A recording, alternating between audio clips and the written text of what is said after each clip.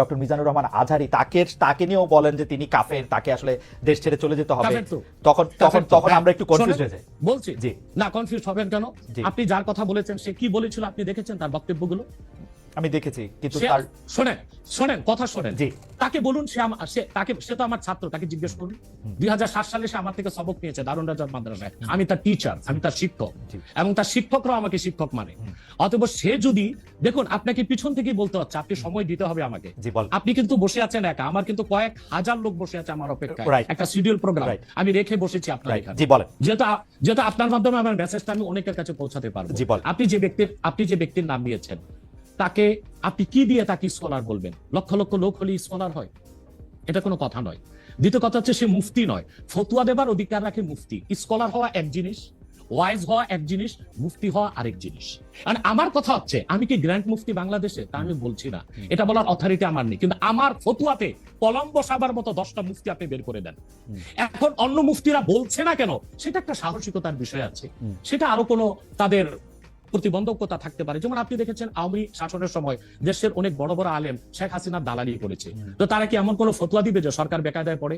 এখন অনেক আলেম আছে যেটা বর্তমান সরকারের নির্লজ্জ সমর্থন করে যাচ্ছে, কিন্তু এই সরকার ক্ষমতা আসার পর থেকে আমি শরিয়ার কোরআন সুন্নাহর আলোকে যতটুকু সমালোচনা করা দরকার গঠনমূলক সমালোচনা করে যাচ্ছি।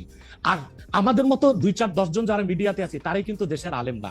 হাজার হাজার আলেম ওলামা পীর মাশায়েখ নীরবে নিভৃতে নির্জনে ইসলামের খেদমত করে যাচ্ছে, তাদের মতামতটাও দেখতে হবে। এখন যারা ফ্রন্টে চলে এসেছে, মিডিয়াতে চলে এসে সেলিব্রিটি হয়ে গেছে, তারাই কি বললো সেটা দেখার বিষয় না। এখানে তো যদি আপনি একটা প্রশ্ন আনেন যে আসলে শাতিনকে ক্ষমা পেতে পারে কিনা, বা রাষ্ট্র যদি শাতিনকে পৃষ্ঠপোষকতা দেয়, তার শাস্তি নির্ধারণ না করে, তাহলে কোনো জনগণ বিচারটা হাতে করতে পারবে কিনা? আপনি দেখুন পৃথিবীতে যত অভ্যুত্থান ও বিপ্লব হয়েছে জনগণ আইনকে হাতে তুলে নিয়েছে।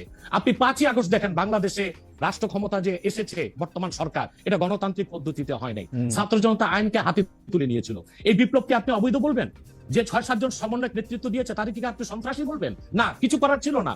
15 বছরে যে জগদ্দল পাথর ফেসিবাদী হাসিনা বসেছিল, গণতান্ত্রিক পদ্ধতিতে এটাকে সরানো সম্ভব হয় নাই, আইনকে হাতে তুলে নিতে হয়েছে।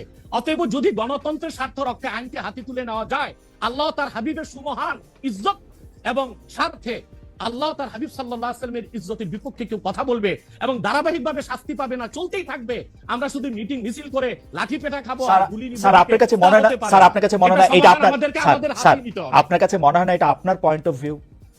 বিকজ আপনি যা বলছেন, হ্যাঁ আপনি এটা ঠিক যে আপনি তো একজন স্কলার, শিক্ষক, পড়াচ্ছেন, এবং আপনি গ্র্যান্ড মুফতি না হলেও একজন মুফতি। কিন্তু আমরা ধরেন আমি এখন কথা বললাম হচ্ছে যে বাংলাদেশে কিন্তু এইটাও প্রচলিত যে যারা বলতেছে যে তারা আসলে যা কিছু পরীক্ষিত হাদিস নয়, যা কিছু পরীক্ষিতভাবে কোরআনের ফায়সালা নয়, তারা তা মানতে চান না। ধরা যাক ঈদে মিলাদুন্নবী সম্পর্কে তাদের একটা বয়ান আছে, তাদের আরো অনেক কিছু নিয়ে তাদের একটা বয়ান আছে।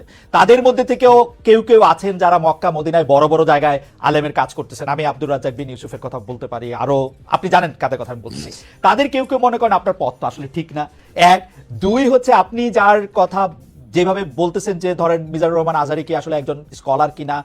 এখন কেউ কেউ তো এই প্রশ্ন তুলেছেন যে জনাব এনায়েতুল্লাহ আব্বাসীও যথেষ্ট পরিমাণে এই জায়গায় আছেন কিনা। সেজন্য আমি জানতে চাইছিলাম যে আপনি যখন আইন হাতে তুলে নেওয়ার কথা বলেন স্যার, সেইটা কি আপনি কিভাবে তার যোগ্য, এবং আপনি ছাড়া আর কে আছেন এটার মধ্যে যোগ্যতার জায়গায় আর কি?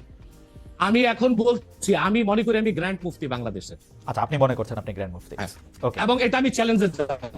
ওকে ওকে, এইটা বললে আমার ফতুয়ার বিপক্ষে, শোনেন, আমার ফতুয়ার বিপক্ষে যে যাচ্ছে তাকে আমার সাথে বসান, আপনার প্ল্যাটফর্মে বসান।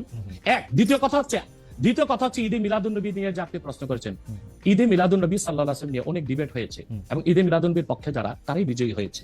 আর বাংলাদেশে ওলামায়ে দেওবন্দের একটা বিরাট অংশ যারা মূল ধারার, তারা কিন্তু ঈদে মিলাদুন্নবী নিয়ে কখনো বিরোধিতা করে না। কিছু মাত্র স্কলার আছেন যারা কোনোভাবে পার্সেজ হয়ে আছেন, তারাই ঈদে মিলাদুন্নবীর বিরোধিতা করে। আমরা বলি মিলাদ যার সিরাত না তার, মিলাদুন্নবী সাল্লাল্লাহু আলাইহি ওয়াসাল্লাম ব্যানারও মাহফিল হতে পারে, সিরাতুন্নবী সাল্লাল্লাহু আলাইহি ওয়াসাল্লাম ব্যানারও মাহফিল হতে পারে। এবং আপনি শুনেছেন আজকে 4 বছর যাবত সৌদি সরকার উচ্চ ওলামা পরিষদ ফতোয়া দিয়েছে যে ঈদে মিলাদুন্নবী উপলক্ষে মাহফিল সৌদি আরবে হবে, এবং 12 রবিউল আউয়াল তারা রাষ্ট্রীয় ছুটি ঘোষণা করে রেখেছে। এবং বাংলাদেশে বর্তমান সরকারও যথেষ্ট আলেম ওলামা আছেন যারা কওমি ঘরানার এবং দেওবন্দ ঘরানার, যাদেরকে আমরা আহলে হক মনে করে থাকি। এবং আমরা মনে করি জৌনপুর, ফুরফুরা, হাসিনা, আহলে সুন্নাত, আলে হক একই ধারাতেই চলে আসছে। তারাও কিন্তু ইসলামিক ফাউন্ডেশনের দায়িত্বে আছে এবং তারা কিন্তু এবারও ঈদে মিলাদুন্নবী ব্যানারে প্রোগ্রাম করেছে এবং আমি সেখানে অংশগ্রহণ করেছিলাম একদিন। অতএব বিচ্ছিন্নভাবে কে কি ঈদে মিলাদুন্নবীর বিরোধিতা করলো, আব্দুর রাজ্জাক সাহেবের নাম বলেছেন, ওনাকেই বসান আমার সাথে, কথা বলি, সংলাপ হতে তো কোনো দোষ নাই। ওকে, বা আপনি আরো যাদের কথা বলেছেন আচ্ছা তাদেরকে বসান আমাদের সাথে। আচ্ছা, আমার এখানে একটা সম্পূরক জাস্ট প্রশ্ন আছে আইনের ব্যাপারে। যেহেতু তেহরিকে খতমে নবুয়তের শাখা যুক্তরাজ্যেও আছে, এখানেও আছে, আপনি একইভাবে এই কথা বা ভারতের পশ্চিমবঙ্গের কথা বলেছেন, এইখানে যেটা বলছেন সেটা কি যুক্তরাজ্য এবং ভারতের পশ্চিমবঙ্গের জন্য প্রযোজ্য? যুক্তরাজ্যেও যদি কেউ এই ধরনের কথা বলে তাকেও কি আপনি এরকম একটা কথা বলবেন বা বলতে পারবেন? জি জি বলবো। আমি যুক্তরাজ্যে যে সাফার করে এসেছি সেটা শোনেন আগে। জি। 2 বছর আগে আমি যুক্তরাজ্যে গিয়েছিলাম। আমার 7টা প্রোগ্রাম ছিল। ওকে। 4টা প্রোগ্রাম করতে পেরেছি, 3টা প্রোগ্রাম আমি করতে পারিনি। এবং সেখানে আমার বিরোধিতা করেছিল নাইজেল ফারাজ। আপনি জানেন তাকে, নাইজেল ফারাজকে জানি। সিএনএন নিউজ প্রেজেন্টার, এবং সে ব্রেক্সিট আন্দোলনের হোতা ছিল এবং সে ব্রিটিশ পার্লামেন্টের মেম্বার ছিল। আমার যেদিন সেন্ট্রাল লন্ডনের প্রোগ্রাম ছিল, নাইজেল ফারাজ লং মার্চের ঘোষণা দিয়েছিল এবং আমি সেখানে যেতে পারিনি। কেন? নাইজেল ফারাজ 23টা প্রতিবেদন করেছিল আমার বিপক্ষে। তার মধ্যে উল্লেখযোগ্য ছিল যে আমি মুরতাদের শাস্তি মৃত্যুদণ্ড চাই। বাট ব্রিটিশ পুলিশ আমাকে অ্যারেস্ট করেনি এবং ব্রিটিশ পুলিশ আমাকে শুধু প্রোগ্রাম করতে দেয়নি সহিংসতা বেশের জন্য। কিন্তু আমি রানীকে গালি দিয়েছি, সেটাও সেখানে তুলে ধরা হয়েছে। আমি রানীকে গালি দেওয়া যায় ইংল্যান্ডে? হ্যাঁ হ্যাঁ, মুরতাদের শাস্তি মৃত্যুদণ্ড চেয়েছি, সেইটা 23টা প্রতিবেদন করে আমার এই বক্তব্য ফতোয়াগুলো সেখানে লন্ডনে দেখানো হয়েছে। Okay. আমি বাংলাদেশে যে চরিত্র, লন্ডনে সেই চরিত্র, পশ্চিম বাংলায় সেই চরিত্র।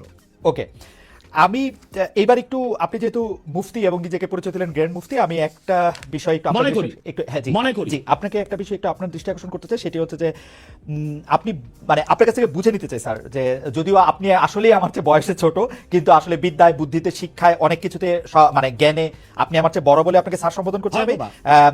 না, আপনি বলেছেন যে মসজিদে গিয়ে নারীদের জন্য বা মহিলাদের জন্য জামাতে নামাজ আদায় করা মাকরু, কিন্তু আমি আপনার এই বক্তব্যটার পরিপ্রেক্ষিতে আমি দেখতে পাচ্ছি যে এটা তো বরং মাকরু নয়, কেউ কেউ এটাকে মুস্তাহাব বা এনকারেজ বলতে চান। অনেকে উদাহরণ দিচ্ছেন আয়েশা, যিনি প্রফেটের স্ত্রী ছিলেন, রাদিয়াল্লাহু আনহা, হ্যাঁ আয়েশা রাদিয়াল্লাহু আনহা, উনি ইমামতি করে মেয়েদের নামাজ পড়িয়েছেন, এবং যে জায়গায় আপনি এটা মুকরু বলছেন ওই জায়গায় কেউ মুস্তাহাব বলতে গিয়ে আপনার বক্তব্যের বিরোধিতা করছেন। এটা নিয়ে আপনি যদি আমাদের একটু বলেন। এটা আমি চ্যালেঞ্জ করছি, ওপেন চ্যালেঞ্জ। আম্মা জান আয়েশা রাদিয়াল্লাহু তাআলা আনহা কখনো ইমামতি করেননি, বরং জাকওয়ান ইমামতি করেছিল, পিছনে তিনি নামাজ পড়েছিলেন। সেটা ফরজ নামাজ ছিল না, তারাবিয়ার নামাজ। আপনাকে যে তথ্য দিয়েছে সে ভুল তথ্য দিয়েছে। ওকে, সেটা মেয়েদের নামাজ পড়াটা মুস্তাহাব কিনা? এক দ্বিতীয় হচ্ছে আল্লাহর হাবিব সাল্লাল্লাহু আলাইহি ওয়াসাল্লামের নূরের জামানায় মসজিদ নববীতে মহিলাদেরকে অ্যালাউ করা হতো, তারা নামাজে আসতেন। কিন্তু আল্লাহর হাবিব সাল্লাল্লাহু আলাইহি ওয়াসাল্লাম মহিলাদেরকে নিরুৎসাহিত করেছিলেন, নিষেধ করেন নাই। কারণ মহিলাদেরও দিন শেখা বাকি ছিল এবং আল্লাহর হাবিব সাল্লাল্লাহু আলাইহি ওয়াসাল্লামের কাছে ওহী আসতো, সেজন্য মহিলাদের নিষেধ করা হতো না, তারা মসজিদে আসতেন। হযরত ওমর রাদিয়াল্লাহু তাআলা আনহু তার খেলাফতের সময় বলেছেন মহিলাদের জন্য ঘরেই নামাজ পড়াটা উত্তম। তখন প্রচুর পরিমাণ সাহাবী উপস্থিত ছিলেন, তারা হযরত ওমরের এই কাজে কেউ বাধা দেননি। সেজন্য মহিলাদের মসজিদে আসাটা হারাম নয়, মাকরু বলা হয়েছে জামাতে আসা। কারণ আম্মাজান আয়েশা রাদিয়াল্লাহু তাআলা আনহা নিজেও বলেছিলেন যে বর্তমানে মানে ১৫০০ বছর আগেই আম্মাজান আয়েশা বলেছেন যে এখন মহিলাদের মসজিদে না আসাই উচিত ফিতনার এই সময়। তো ১৫০০ বছর আগে যদি ফিতনার আশঙ্কা করে আম্মাজান আয়েশা মসজিদ নববীতে মহিলাদের আসাটাকে নিরুৎসাহিত করে থাকেন, তাহলে হযরত ওমর রাদিয়াল্লাহু তাআলা আনহুর সিদ্ধান্তটা সঠিক ছিল। আর বর্তমান যুগে সেটা আমরাও নিরুৎসাহিত করি, এজন্যই মাকরু বলি। মাত্র মানে হারাম নয়, খুব কঠিনভাবে নিষিদ্ধ নয়, জাস্ট নিরুৎসাহিত করা। আপনি মাকরু ফতোয়াটা কোথায় পেলেন? আর আপনি যে বলছেন যে আয়েশা রাদিয়াল্লাহু আনহা এটা পড়েন নাই, কিন্তু আমি এখন যেটা দেখতে পাচ্ছি যে ওমেন প্রেইং ইন কংগ্রেগেশন এবং দ্যামসেলস, এটা মাদিনা বলে একটা পিরিয়ডিক্যালস বাইর হয় মাদিনা ইউনিভার্সিটি থেকে, সেখান থেকে একজন বলতেছেন যে এটা পড়ছেন। আমি তো এটা সত্য বিচার করতে পারবো না। আয়েশা রাদিয়াল্লাহু তাআলা আনহা ইমামতি করেননি, তিনি জাকওয়ান ওনার খাদেমের পিছনে নামাজ পড়েছেন। ওকে, সেটা ফরজ নামাজ ছিল না, তারাবিহের নামাজ ছিল। জি, এটা বুখারী শরীফের হাদিস। আমাকে সময় দিলেন, বের করে দিব। আচ্ছা ঠিক আছে, আপনি কি এইটা একটু বলবেন যে মাকরুটা আপনি কোথায় পেলেন? এটা হানাফিদের সর্বসম্মত মত। হানাফিদের সর্বসম্মত মত যে মেয়েদের মসজিদে গিয়ে নামাজ পড়াটা মাকরু। জামাতে হজের সময় ওটা ভিন্ন বিষয়, ওইটা ভিন্ন বিষয়। ফরজ, হজটা ফরজ, এবং সেখানে নামাজ আদায় করা ওই সময় মেয়েরা জামাত আদায় করতে ওরা করতে পারবে, কিন্তু পরে আর এমনিতে নরমালি আর পারবে না। পারবে না মানে বললাম তো নিরুৎসাহিত করা হয়েছে, তারা ঘরে পড়বে, ঘরে পড়াটাই উত্তম। এটা যদি মাকরু হইতো তাহলে কি হজের সময় এটা পড়াটা জায়েজ থাকতো?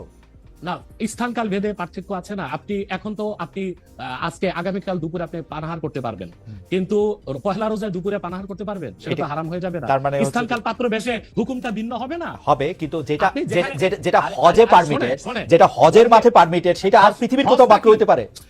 হজটা কি? হজটা হচ্ছে কাবাগরে যেতে হবে, পুরুষকেও যেতে হবে, মহিলাকেও যেতে হবে। কাবাগর একটাই, রাইট। সেজন্য সেখানে সেটা ছাড় আছে।